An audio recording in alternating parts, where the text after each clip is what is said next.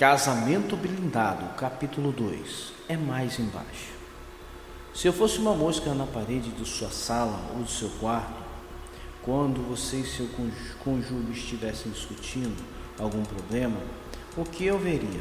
Talvez uma frieza no falar, grosseria, um tom de raiva nas palavras, irritações, um interrompendo o outro, acusações, críticas e coisas assim.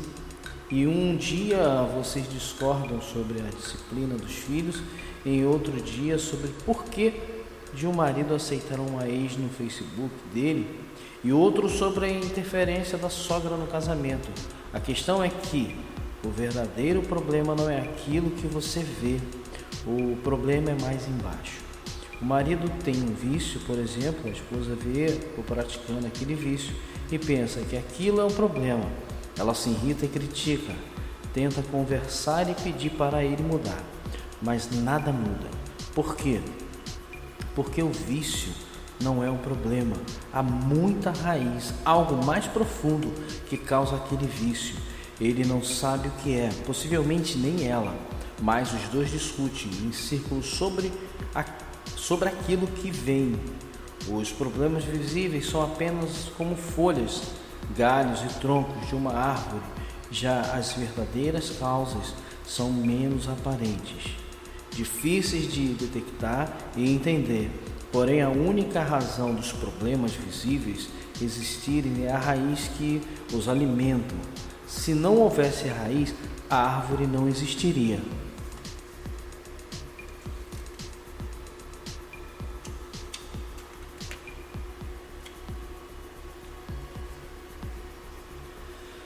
Quando você descobre a raiz dos problemas no relacionamento, entenderá por que seu parceiro e você mesmo fazem o que fazem. A luta contra as folhas e os galhos são problemas, os problemas diminuirá e muito, bem como será amenizado os ambientes desagradáveis que costumam se formar entre vocês. A eliminação de apenas uma raiz ruim resultará em muitos problemas selecionados de uma vez só e de forma permanentemente. Tal é o poder da mudança de foco. Saber focar a atenção e a energia no verdadeiro problema, pode transformar o seu casamento, pois tudo, inclusive o nosso comportamento, depende de como olhamos para onde olhamos e como interpretamos o que olhamos. Stephen Covey menciona um acontecimento em sua vida que lhe ensinou a importância disso. Ele conta que um dia estava no metrô sentado e calmamente lia o jornal. O vagão não estava cheio, tudo estava calmo e havia alguns assentos vazios. Na parada de uma estação, entrou um pai com 2 filhos muito travessos e se sentou ao lado dele. Os garotos não paravam, pulavam, corriam para lá e para cá, falavam alto e imediatamente tiraram a paz de todos no vagão. O pai, sentado com os olhos fechados, parecia não ligar o que estava acontecendo. E Covey então não resistiu à diferença do pai e, irritado, virou-se para ele e perguntou por que ele não fazia alguma coisa para controlar os filhos. O pai, aparentemente parecendo notar a situação pela primeira vez, respondeu: é verdade, desculpe-me, saímos agora do hospital onde a mãe deles acabou de falecer e eu não sei o que fazer e parece que eles também não. Covey se desculpou e passou a consolar o homem imediatamente. Toda a sua irritação contra o pai e as crianças desapareceram e deu lugar à empatia. Mas o que transformou o comportamento do antes irritado Covey foi a maneira que ele passou a olhar a situação. Antes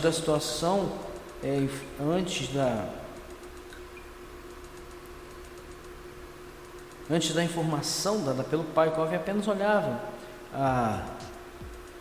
a cena pela lente dos seus valores e princípios. Como pode um pai permitir que os filhos sejam tão mal educados? Se fossem meus filhos... Mas depois da informação, sua maneira de ver mudou tudo. Note que houve uma alteração nas pessoas. As crianças não paravam de se comportar mal, nem o pai fez nada para controlá-los. Apenas a ótica da situação mudou e com ela o comportamento de Cove. Assim também é no casamento. Julgamos o outro, exigimos que ele mude, pois vemos pela lente de nossas próprias experiências, valores e conceitos. Mas todo esse conflito acontece porque não entendemos nem atentamos para o que realmente está por trás de cada situação. Por isso, uma das primeiras atitudes que você deve tomar para transformar a realidade do seu casamento é mudar a sua ótica.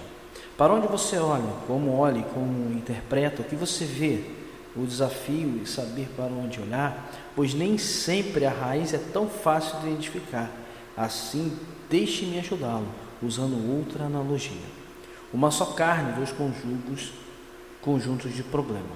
Quando duas pessoas se casam, ambos trazem para o relacionamento os seus problemas e questões pessoais. O que você não vê no convite do casamento pelo lado são coisas como: João, viciado em pornografia, sofreu muito bullying quando criança, extremamente seguro, vai se casar com Maria, que foi abusada na infância, uma bomba relógio ambulante, disposta a qualquer coisa para sair da casa do pai.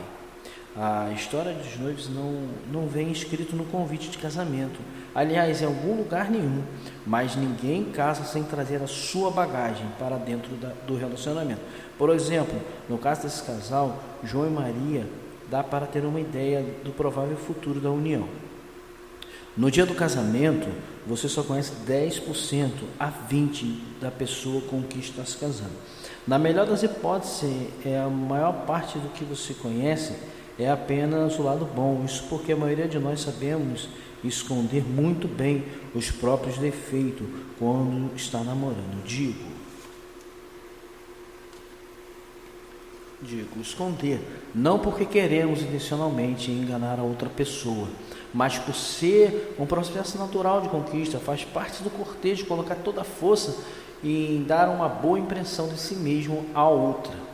Você sempre coloca a melhor roupa, mede as palavras, se afasta para soltar gases, sai para jantar em bons restaurantes. De fato, a cena típica dos restaurantes ilustra bem esse ponto.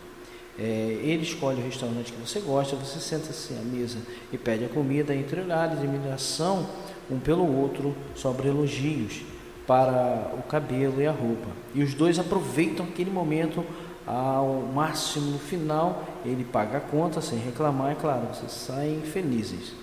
Depois de casado, a cena muda um pouquinho. E o jantar já não é na mesa, é na cozinha, sem muitos enfeites. Ele comenta algo sobre arroz não estar do jeito que ele gosta.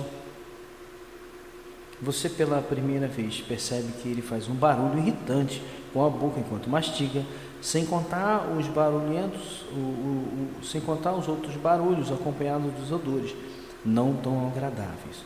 Ao terminar, você nota que ele nem ao menos leva o prato à pia, que dirá lavá-los. E aí que você pergunta: como é que eu fui casar com esta coisa? Bem-vindo ao casamento.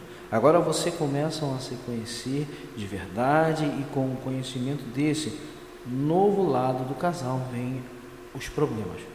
Por essa razão, insisto, ainda que estão noivos, que sejam bem transparentes, abertos, com respeito à personalidade e passado durante o namoro, a fim de diminuir as surpresas lá na frente. Não fique encantado com outra pessoa como se ela tivesse um lado bom no namoro, um período para descobrir tudo sobre a pessoa com quem você irá casar. Coisas como o passado dos pretendentes, a família, a criação que teve, relacionamento que tinha com os pais, etc. Casamento não é um lugar nem tempo para surpresas sobre outras pessoas. Não é tempo de 6 meses de casado que a esposa quer que descobrir pelo ex-namorado do marido que ele tem um filho. Não é a lua de mel que a mulher deve explicar ao marido que, devido a um abuso que sofreu na infância, tem dificuldade de se entregar a ele sexualmente. Quanto mais você souber a respeito um do outro, menos chances haverá de surpresa desagradável. Uma vez aconselhei um rapaz que nos procurou determinado a deixar a esposa apenas semanas depois do casamento. A razão que ele deu foi que descobriu na lua de mel que ela não era mais virgem. Como havia induzido a crer, ele se sentia atraído por ela ter omitido esse fato. Também tinha dificuldade de superar a dor emocionalmente de pensar que ela havia tido relações sexuais com outros homens. O que para muitos pode parecer uma besteira, para ele foi razão suficiente para considerar a separação. Foi com muito custo que conseguimos convencê-lo a perdoá-la, vencer as emoções negativas. Eles permaneceram casados,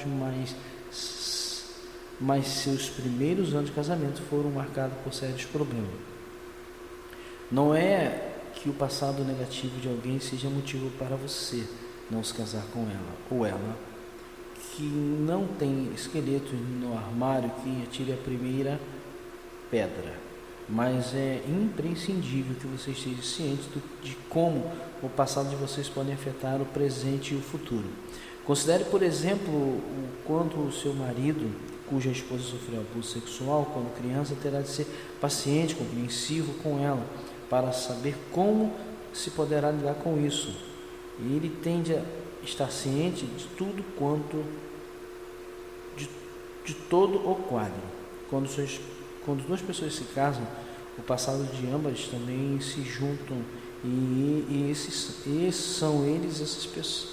esses passados que determinam o comportamento de cada um dentro do relacionamento. Por isso, esse motivo você não pode olhar somente para a pessoa com quem você está, ainda que vocês já sejam casados há anos. Você tem que saber que essa pessoa, desde sua raiz, de onde ela veio, quem é, quais as circunstâncias, ser a pessoa que é hoje.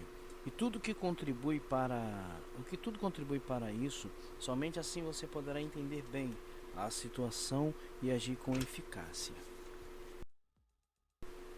Que Deus venha iluminar vocês nesse dia de hoje maravilhoso. E amanhã estaremos aqui novamente, se Deus quiser, no capítulo 3, as mochilas nas costas de casamento blindado. Fiquem todos com Deus e um abraço.